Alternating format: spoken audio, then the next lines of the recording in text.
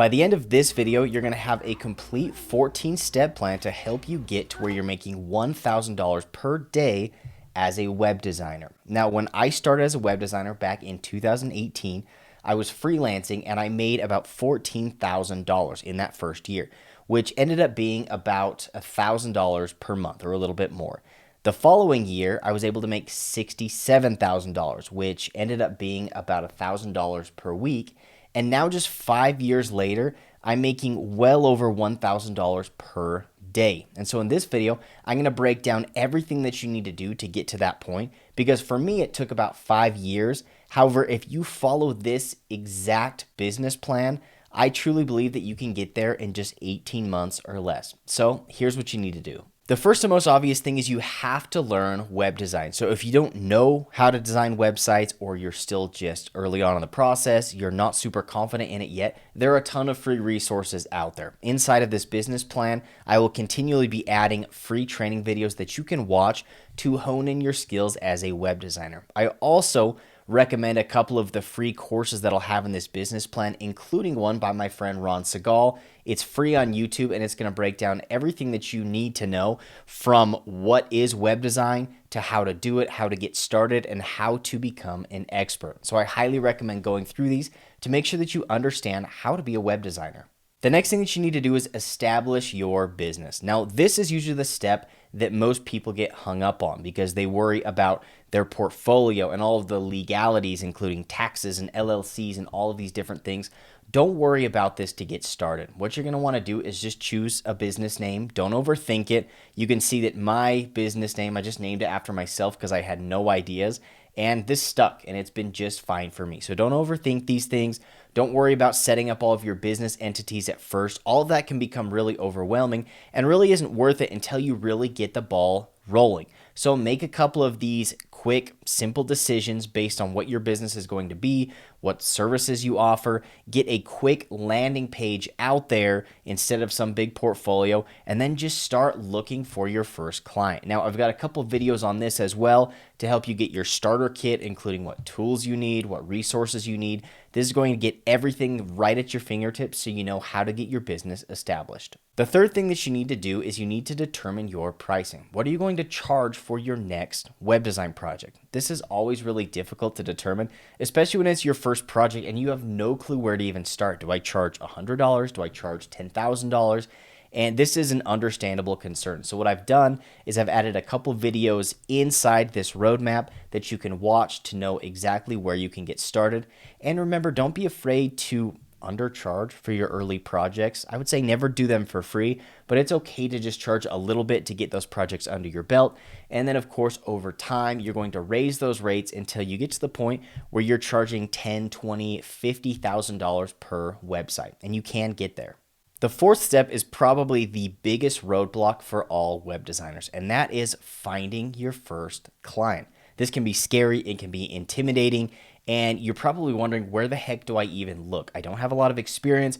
Who's going to want to work with me? And this is the imposter syndrome that you're feeling, and this is very, very normal. In fact, we all feel it, and what you need to do is you need to push through this and start putting in the work to find your first client. And it doesn't have to be some Fortune 500 company. This first client can be from a family, a friend, a coworker, somebody you went to school with. It can be one of their side projects or a startup. It doesn't need to be huge, but reach out to those people close to you and see if you can't land that first project. Now, finding clients can be difficult, and so I've added a ton of videos inside your roadmap here that you can watch to get good ideas on where to look, how to do outreach, how to manage sales conversations. Everything that you need is going to be found inside these videos. So dive in and start watching them. The fifth step is you need to make sure that you're delivering A+ work. Now, don't stress this because early on in your career, you're not going to be great. You're never going to design the perfect website, and that's okay. That's not what I'm asking. But what you do need to make sure that you do is set good expectations and then over deliver. Make sure that you go the extra mile for your clients, because nothing can kill your career faster than a bad reputation. So being dishonest, cutting corners, or under delivering is immediately going to result in bad reviews and people talking poorly about you and your business, and it's going to make it really, really difficult for you to scale. Not only that, if you don't truly believe in the work that you're selling and you don't truly believe that you're doing your best work, it's going to be really difficult to have the confidence to go out and sell more of your services. And so do a good job and don't worry about not being perfect. As long as you do your best, your work is going to increase in quality over time. And with that, so are your prices.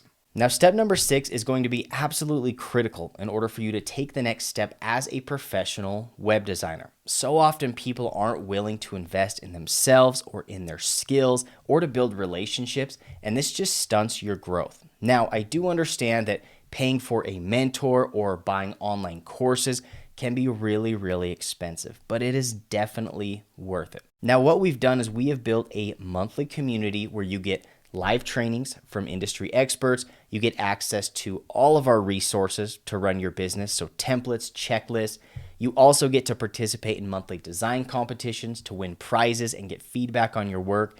Literally everything that you need to progress and improve as a web designer is included in this program. Now, this program is called Pate Pro, and it's just $47 a month. And so it's a very small investment, but I have a 100% guarantee that if you don't absolutely love it, and if it doesn't change your career for the better, you just shoot me a message and I will refund all of your money. I'm so certain that this will be the best way for you to invest and progress that I'm willing to make that promise to you. So come join us inside. All right, so step number 7 is you've got to start showing your work. Now that you're starting to build a pretty good portfolio of work, you need to make sure that more people are seeing it so people can understand how good you are at what you do. Now, this can be difficult and it can be scary, but there are some pretty easy ways to get your work out there so more people can see it. And luckily for us as designers, there are even more social platforms for us to use and capitalize on so that we can get more eyes on our work.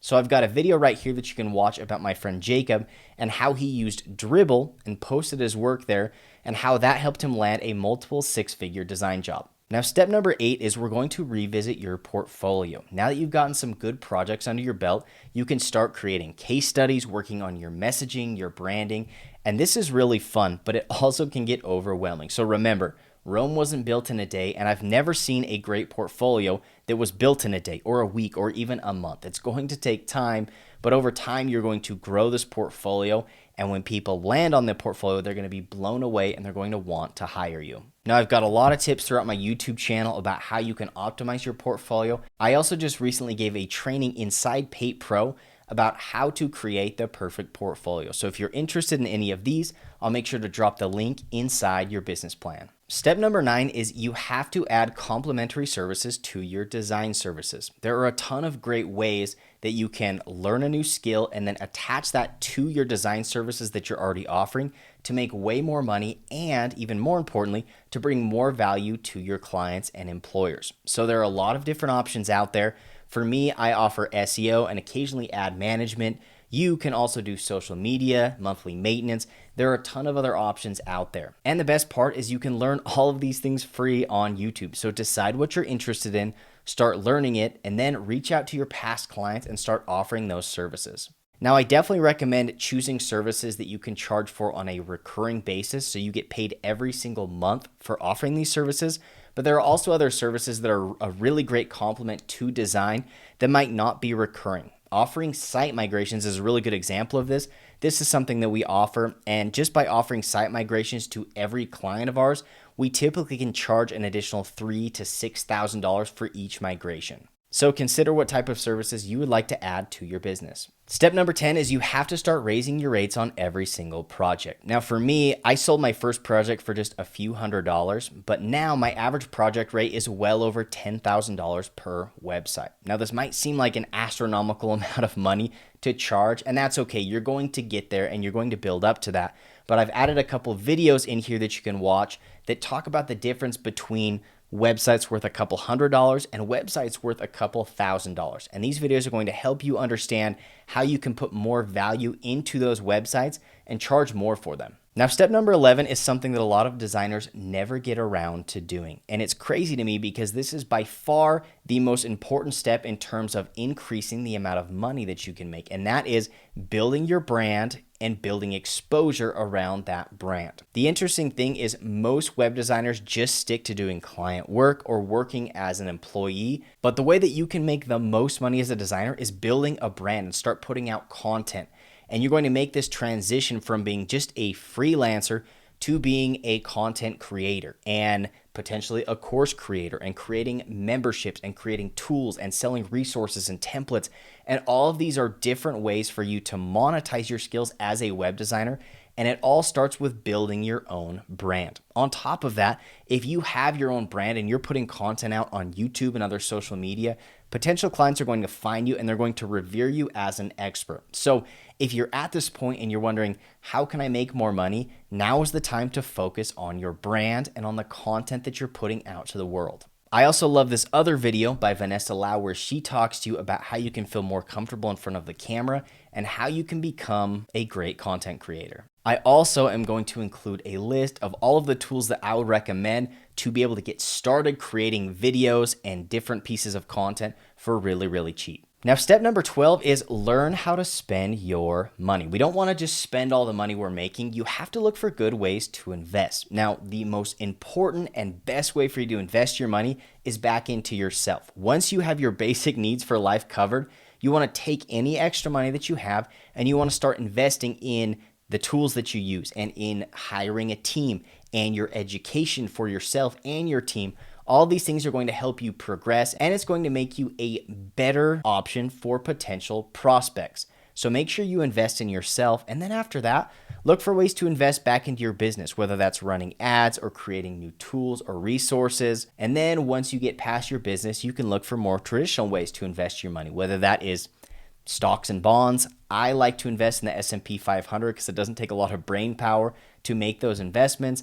I also have invested in real estate, and that's been a great way to put my money in a place where I know it's working for me. So be smart with your money, learn how best to spend and invest your money, and that's going to make it a lot easier for you to make money in different ways other than just servicing clients. Now, if you're looking for a good book about this, I absolutely love the book, I Will Teach You to Be Rich. In fact, it's up here on my shelf, and it is a book that I've read several times, and it's made a massive impact in my financial stability. So go ahead and check it out. Step number 13 is start to think like an entrepreneur rather than just a designer. Now, this is something that can be really difficult and it can take time to change your mindset. So what I've done is I've added a massive list inside of this business plan of links to all of the individual YouTube channels that have made the biggest impact for me on my mindset and turning me into more of an entrepreneur and giving me that business mindset. So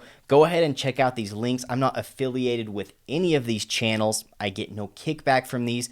I'm purely recommending these because they're ones that have changed my life. And the final step, step number 14, is be consistent and be patient. A lot of times people give up right before they're about to strike gold, right before you're about to have that big break or land that big job or that big client. And so be patient and do the things that you know will work. Everything in this business plan works, and I promise you that it'll work because it's worked for me. This is exactly what I did, but it is going to take time. So if it doesn't happen within that 18 months, that's okay. Stick with it because I truly believe that if you commit to anything for a long period of time, you will master it, you'll become an expert at it, and you can make big, big money from that. So this is your 14-step business plan, and there's going to be a lot more once you go and actually download the entire business plan. And like I said, I'm going to be continually adding links to this business plan so you have free resources and the best roadmap for what it is that you need to do to reach the point where you're making $1,000 per day as a web designer. So if you found any value in this video, please be sure to hit the like button because that helps more people find this video. And if you did like this video, please consider subscribing and hitting that little bell so you get notified every time I make a new video just like this one. And again, if you're interested in joining our private training community, Pate Pro, be sure to click the link down below and we would love to see you inside. Thanks for watching and we'll catch you in the next video.